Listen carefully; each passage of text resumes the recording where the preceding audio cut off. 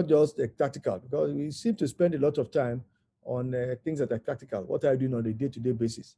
What we are talking about here is about strategic financial management should focus on the long-term management, taking into account the strategic perspective.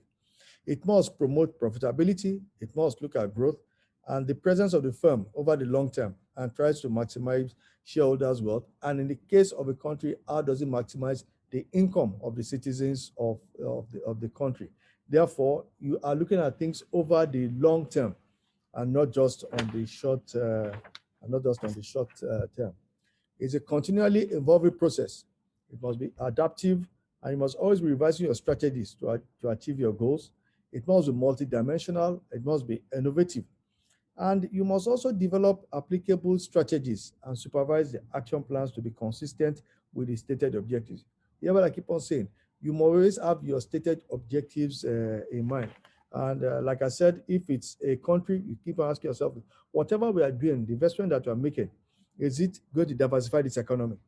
Is it going to lead to private sector economic growth? So sometimes we have to keep on putting that in perspective.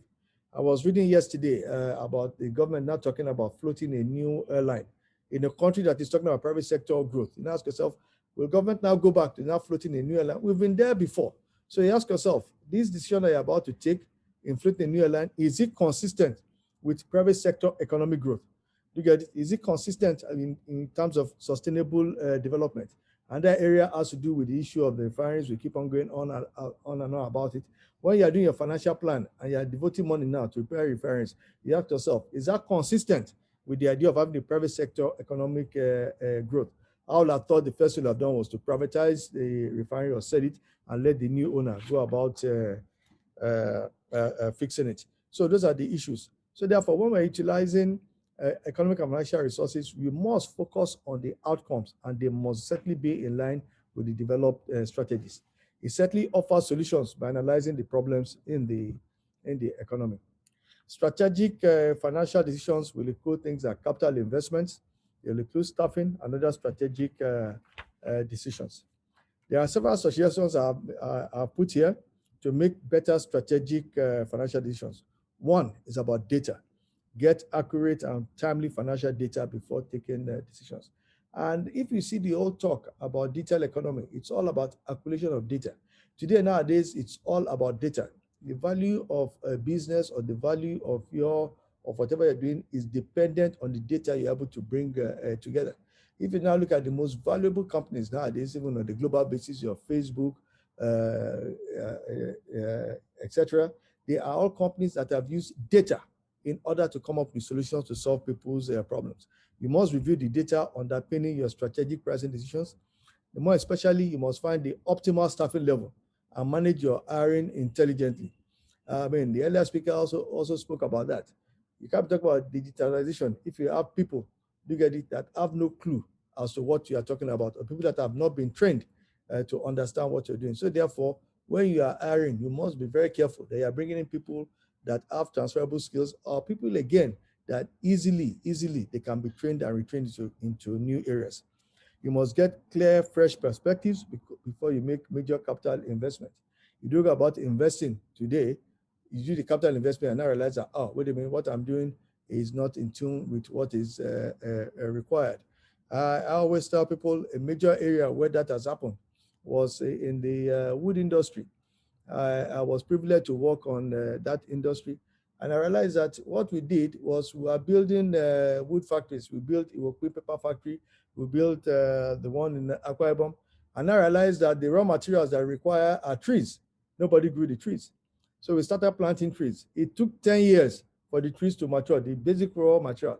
By the time the trees were now mature, what has happened? The plant itself has now broken down. Again, you start asking yourself, what happened there? When you're taking strategic financial decisions, you have to, which one should come first? I would have thought the first thing is to make sure you have your source of raw material, the trees that be required before you go about building the paper mills that we have. That's the Kuboku and the Wokwe. Those are all the major things I'll talk about. You must have a clear perspective before you take a major capital investment. And I think that is what I've been missing. You must know the difference between strategic expenses and non-strategic expenses. Once you've done that, you now look at what are the key areas which is aligning your cost structure. So you have your financial plans, you've come up with your strategic plans. This is what we need to do. Now, the difference between the private sector and the public sector has to do with that. In the public sector, revenue is always taken as given. So when you're saying you're relying cost structure, it is difficult. In the private sector, it's very easy. My revenue goes down. I simply look at our major cost and how do I cut it. But in the public sector, the most important variable is your cost revenue ratio when you're doing your budget. And when you do it, it's either you have a budget deficit or a budget surplus. If you look at Nigeria in particular, you'll be surprised. Apart from a few years, in most cases, we tend to have a surplus, not just a deficit, except in years when obviously there's a downturn in our revenue. Now, what I'm saying is that when revenue comes down, it is expected that cost will also come down, vice versa. This is not always the case when it comes to government. Government is very lucky. They have the option of what? Of borrowing. Again, that's also applicable in private sector. If you have a shortfall in revenue and you believe it's only going to be temporary, what do? I can go and borrow to make it up. Hopefully, in the following years, I'll pay back my borrowing.